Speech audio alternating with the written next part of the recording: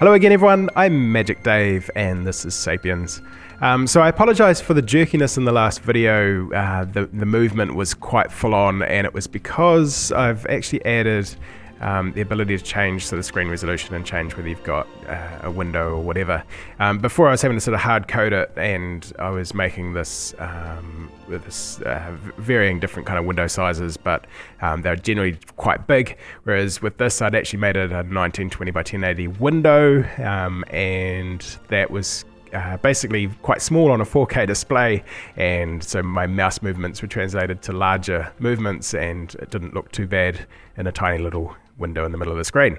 So now it's full screen and hopefully everything should be fine. So anyway, I was trying to figure out what to work on next, and I decided that I'd just sort of sit down and create a new world and sort of play through it and see what needed to be done, you know, what made sense to work on next.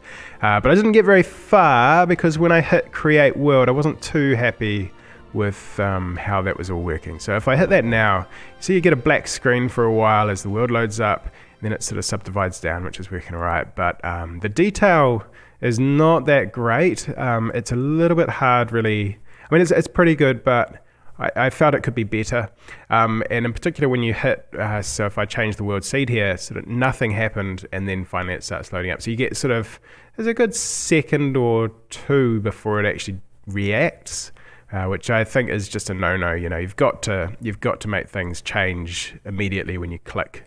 Otherwise, it just feels pretty kind of slow and laggy. So I worked a bit on that, and I'll show you that shortly. So I've just reverted back to before I made any changes, just to show you how things were. The other thing is, so for the detail, what I'm actually, at the moment, this is rendering, I don't know, a few 100,000 triangles. So each of these hexes is a vertex, and there's a triangle connecting between them all.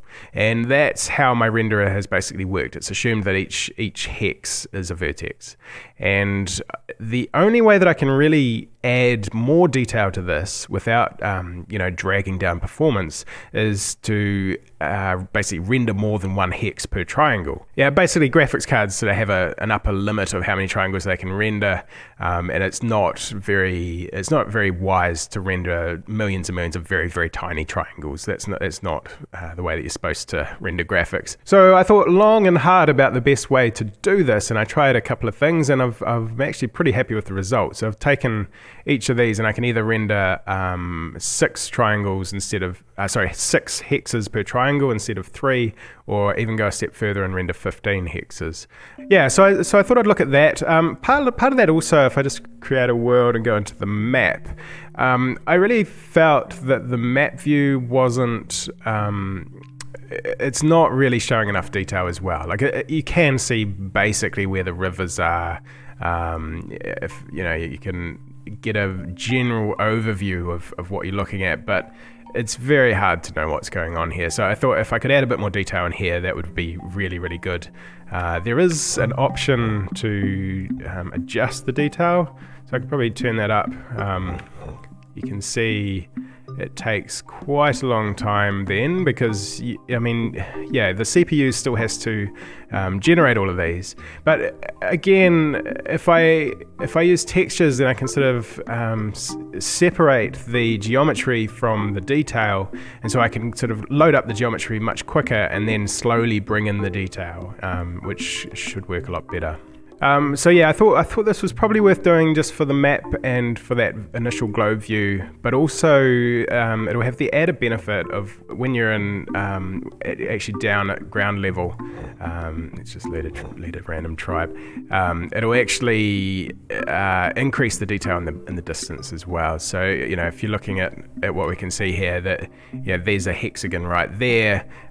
They're pretty large. For me, I feel like you're playing mostly in the general close kind of area anyway, but I think quite a few people have commented. I guess when you're watching a video, you can kind of see, you look around a bit more and you see the background mountains, and you think, they're pretty low detail really.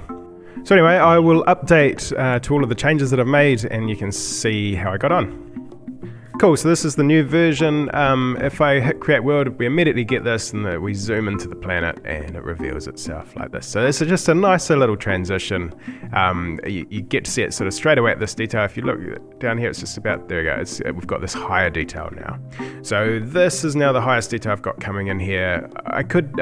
Technically I can take it a step further.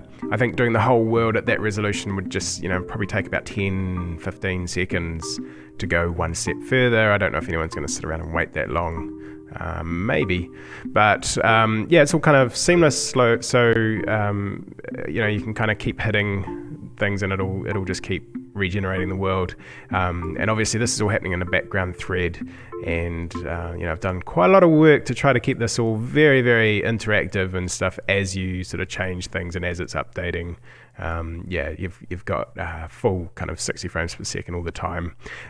This is no slower than before as far as frame rate goes. It's really not having much of an impact on the graphics card. It's just really, the slow thing is just figuring out what each hexagon should be, and that's just doing a whole lot of Perlin noise lookups, and that just takes time. I'm not sure that I can really optimize it all that much further. In most kind of planet renderers and stuff, you would have some kind of pre-generated terrain. So like Google Earth, they've just got a whole bunch of maps that already have all the detail all there, so they don't have to do all of that calculation on the CPU to actually figure out what's supposed to be at a given pixel. They can kind of just stream it in from what's already, satellite images or whatever.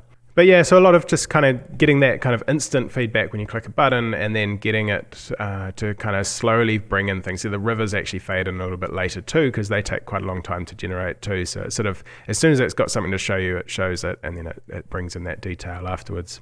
So that's all working pretty well. If I then create a world, I've still got a bit of work to do with this, this whole kind of snapping out like this and taking a while to load in. I'll just probably wait until it's all loaded before I show you anything here. But yeah, it's got the same kind of thing. It can zoom in. So we're in the map mode here. If I kind of zoom in, you can see we've got quite a bit more detail now. This yellow stuff is actually savanna biome. I haven't got a good color for that yet. It's looking a bit funny. But yeah, it's actually something that's quite interesting that's come out of this extra detail is that I can actually see what's going on with the biomes now. So it's going to give me a lot more ability to kind of refine the assignment of biomes. So there's now discrete zoom levels. So you've got this kind of global view, and then when you zoom in one level, you get into this sort of, I guess, continents kind of view. So you get more of a feel for, I guess, it was hard to know what scale you're at before, but I think now with the discrete zoom levels and the extra detail, it's a lot clearer sort of where you are in the world and what's going on. So as far as when you're actually down on the ground goes, let's load up a tribe.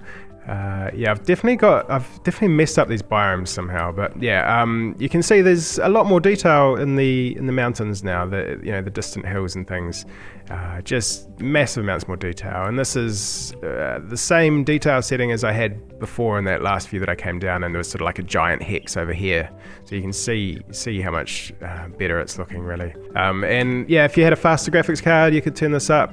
We've got, the render distance is only a sort of 50%. Let's just turn it right up and see what it's going to do. Mostly what makes this slow is actually the number of trees still loading up, and it's still, it has to generate all that detail. It's like, for the amount of extra performance that this uses, the trees go a lot further into the distance, and there is more detail in the background, but it doesn't add a huge amount. It's not completely necessary. So in some ways that's quite good.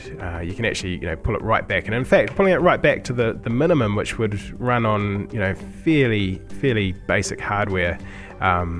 It's so much better than it was before, because you've actually got some detail now. So that's good. And yeah, like things like this, anything that was quite detailed before, as you pulled out and it dropped down the detail level, it would sort of almost disappear immediately. Whereas now, even sort of a couple of detail levels back, you've still got some indication there that there's that dirt path, and yeah, it sticks in quite a lot better. And yeah, obviously that's going to improve if I put it back up to sort of there somewhere. Oh, I know what it is. I think. Yeah. Oh, I was trying to work out what this, why there was a path here. That's kind of weird, but it's because of the soil quality assigned to the slope of the terrain. So I think we'll find that this is, there we go. Yeah, so this is normal soil and this is rich soil, and it's because there's just a slight hill. Just a tiny little hill there, and it's just doing that, which it's kind of interesting actually. I don't think I mind that. It's just an interest. I've never seen it do that before. Every now and then, procedural generation surprises you. I just thought I'd show you how I'm actually mapping these hexagons onto the terrain. So if I just let's turn on this brightness indicator. So this is this is an index map. So each of these triangles has a particular color assigned to it that is very important. So this one's 9, 11, and 10. So that is an index into the texture that is assigned to the triangle.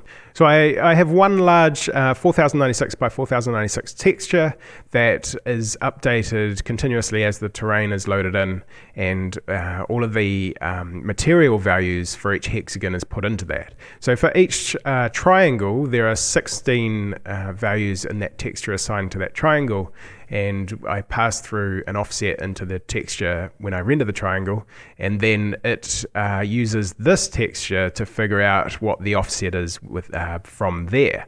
Now, initially I had kind of a bunch of hexagons in this, and so each hexagon was an index into that big texture.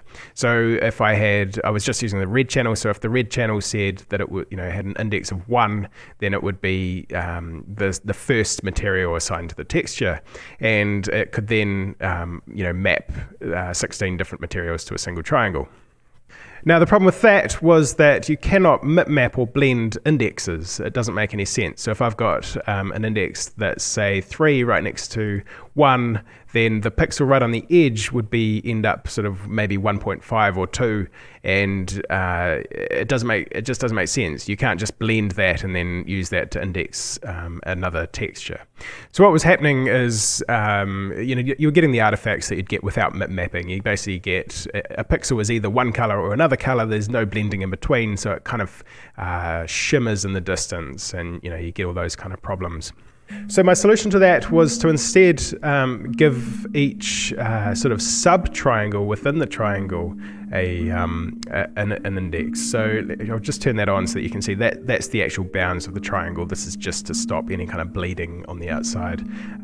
So yeah, each triangle within the triangle has an R, G, and B value. So it actually has 3 different textures assigned to it, 3 different texture offsets. So this triangle in the bottom left here is 0, 6, 8, which means that in the red channel, so this vertex here is 0, is the first material, this is the 6th material, and this is the 8th material. Basically, it uses those 3 channels to figure out 3 indexes for 3 materials that will be then mapped to this individual little triangle. So once I have that, in the shader I can look up those three materials, and then I have to actually blend them within this little sub-triangle. So to do that, I have another texture, which is this one. And so this says whether to map for each individual triangle. It says whether to map the first element or the second element or the third, and it actually allows blending in between too. So this one's got a bit of blending, and I'll probably modify these in the future too. I don't know if I'm quite happy with this look. But so this texture here, because it's not an index texture, can actually be mapped and can have linear filtering and all of that goodness, and that's how I fix that problem. So it's quite a kind of complex arrangement. It's kind of difficult. I think it was, I don't know if there's any other way that I could have done it really. I thought about this for so long, it was a really complicated problem.